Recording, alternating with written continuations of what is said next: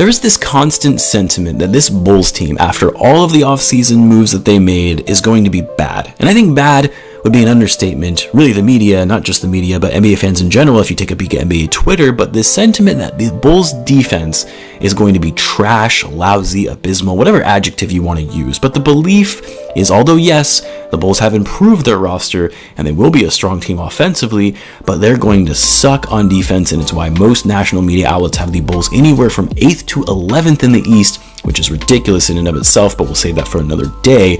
But what I want to talk about in this video is why the Bulls defense, although yes, isn't going to be a top defense in the league, it's not going to be bad and will actually surprise people in terms of how well they will perform on defense. So what's going on, everyone? You were listening to Bulls Central here. Hope you're all doing well.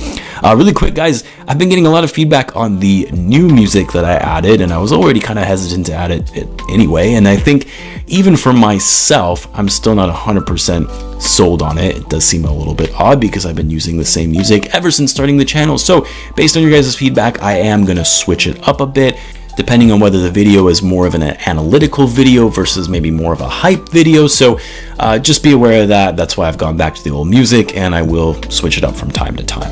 But now, I know what you're probably thinking.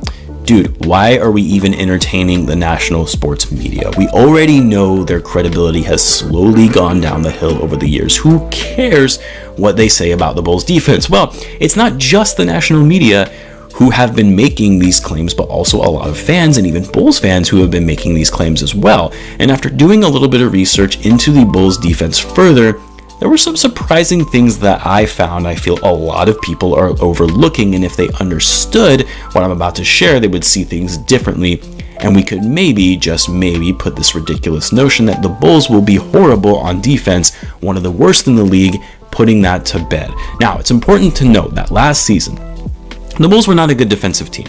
I think we can all agree on that, but it was by no means one of the worst teams in the league. In fact, the Bulls finished the season 24th in points allowed out of 30 teams, of course, and were actually 12th in defensive net rating, which factors in defensive pace, defensive rebound percentage, steals, blocks, among other factors. So 12th is better than more than half of the league. Now, the Bulls did lose some key defensive players in Thaddeus Young, Daniel Tice, and of course, they did trade Wendell Carter Jr. midway through the season, another strong defensive player, but the Bulls also added this offseason Lonzo Ball, Alex Caruso, both very good defenders in the perimeter, something the Bulls didn't have at all last season. And then they also added Ayo Dosunmu through the draft, another great perimeter defender. Then you also have Tony Bradley, who is a decent rim protector. The rim protector, maybe not so much that Daniel Tice was, but still a decent backup.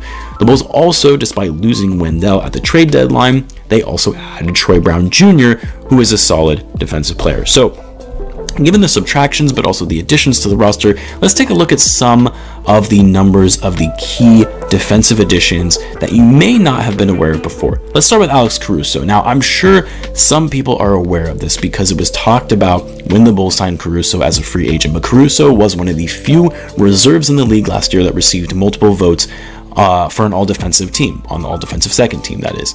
Now, most people will think, okay, cool, he got a few votes, but it's not like he actually made an all-defensive team, and he hasn't in his career, which it should be noted that not a single player on the Bulls roster, whether old or new, has ever actually made an all-defensive team. But this stat chart really popped out at me, and I believe I shared this before around the time that Caruso was signed to the Bulls, and I know, these are extreme advanced metrics, which I myself am not a huge fan of, some advanced metric, but based on this chart, which came from B-Ball Index, which measures a player's defensive impact of point of attack defenders, point of attack in transition, really, and when looking at defensive impact per 100 possessions, Alex Caruso was number 1 in the entire league. Not only that, but he was 3rd in the league in terms of defensive points saved behind Ben Simmons and Tobias Harris, some of the best defenders in the game. Now, the only thing I hate about these types of charts is when they plaster the player's face on there, and then it just ends up being faces over faces and just a huge collage of a mess where you can only see certain players on the chart. Well, what you can't see when I looked into it a little bit further is that Troy Brown Jr., who's actually being covered up by Patrick Beverley, is in the upper right quadrant. You also have Lonzo Ball right there in the center, and believe it or not, you actually have Zach LaVine right next to Lonzo, but he's being covered up by a conglomerate of players in the slight lower left quadrant. Now I know this is just one metric and kind of a far-fetched metric at that, like what, defensive impact of point attackers?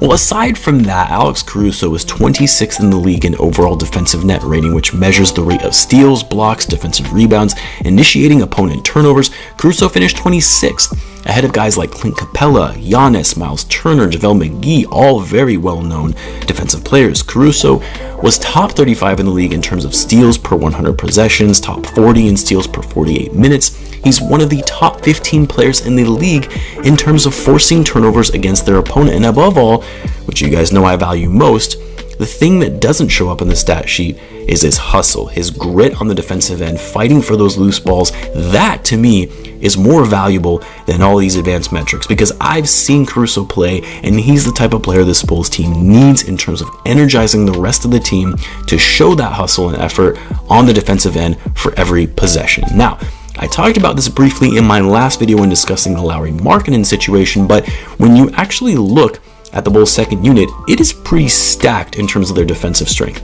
almost to the point where it could be seen as a bit unbalanced in terms of the heavy offense on the starting lineup versus the heavy defense off the bench.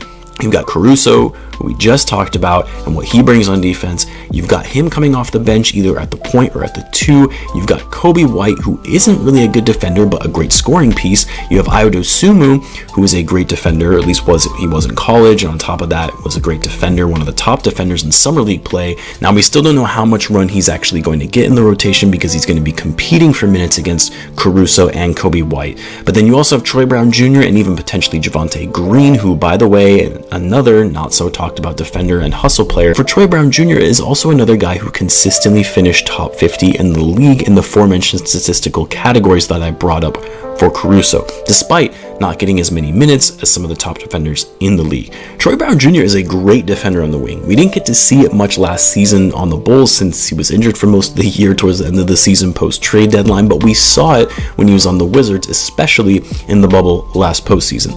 Then you have Tony Bradley, the 23-year-old center who will be coming off the bench behind Vucevic. And what I love about Bradley, aside from the fact that he's a pretty overlooked player in the sense that the Bulls were able to pick him up at his age on a veteran minimum deal, but more so that he's a very solid shot blocker and rim protector. The guy averaged nearly a block a game while averaging only 18 minutes per game, and over blocks per game when you factor in 100 possessions. Not only that, but actually averaging a steal per game per 100 possessions. And he's also one of the top defensive players in terms of defensive rating in the league. So you have a solid defensive foundation in the second unit, a strong scoring piece in Coby White.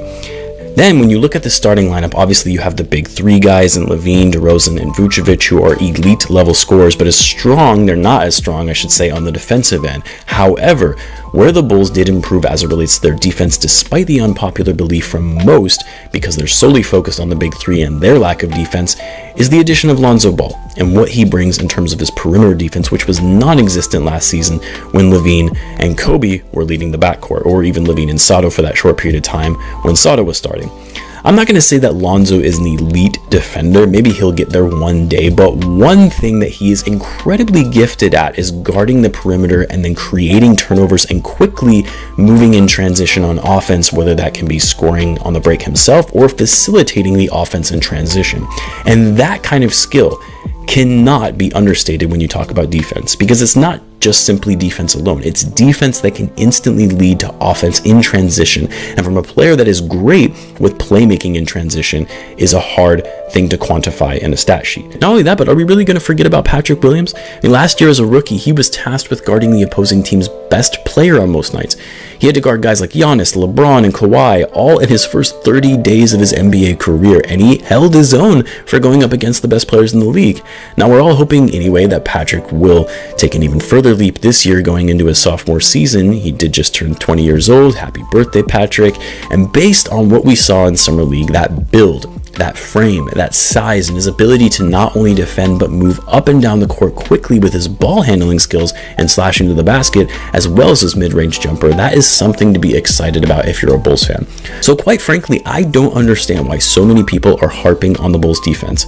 Again, I'm not saying that this is going to be an elite level defensive team. I'm not saying that they're even going to be a top 10 team on defense, but to act like this team is going to be trash on defense, and because of that, they're just going to barely make the playoffs, or even miss the playoffs for that matter. It is so incredibly short-sighted to think in that manner. I mean, are we just going to act like some of last season's top-level offensive teams were great on defense? When you look at a team like the Milwaukee Bucks, the defending NBA champions, they were the best team on offense last year in terms of points per game, but 22nd in the league in defense. Worse than the Bulls, mind you. Or how about the Brooklyn Nets, a team that was stacked with offensive weapons? They were second in the league ranked on offense last year, yet they were 21st on defense. Or how about the Blazers, 5th on offense, but 23rd on defense? Or even the Washington Wizards, they were an incredible team on offense. They were 3rd in the league in terms of points per game with their 2 great offensive players in Bradley Beal and Russell Westbrook, but they were dead last in the league on defense in terms of points allowed. People act like if you don't have elite level defense in the NBA, your team isn't going to be good. And that just simply isn't true. In fact, you could argue the other side of the token. The Knicks, who were one of the best defensive teams in the league, but then when it came time to perform in the playoffs, they couldn't generate enough offense against a team that was a high-powered offensive team, and not a good defensive team, in the Atlanta Hawks, and they lost to them in the first round in 5 games.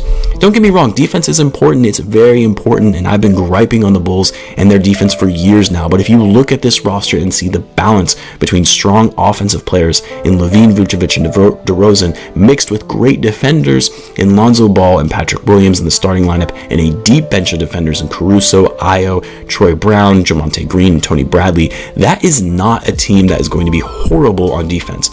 It's not going to be a great team on defense, but again, when you look at some of the best teams from this past season, they also weren't that great on defense either. In fact, they were pretty bad on that end of the court, and they still managed to win a lot of basketball games. Shocking, I know. Anyway, I want to know what you guys think. Do you think the media is blowing the Bulls' lack of defense out of proportion, or maybe you think it is going to be a problem that is going to hold the Bulls back next season? Let me know in the comments. Either way, as always, be sure to subscribe if you're